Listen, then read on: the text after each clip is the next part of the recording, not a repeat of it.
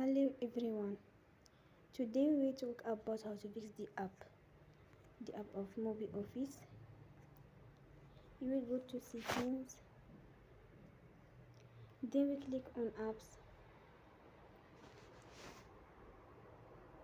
After that you search the app MobiOffice and you will click. Then you will on for stop. After that you will go to storage. Then we click on clear cache.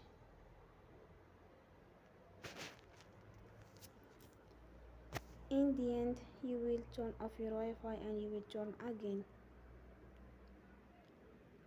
Don't forget to support us by like and subscribe. See you next time and thank you for your attention.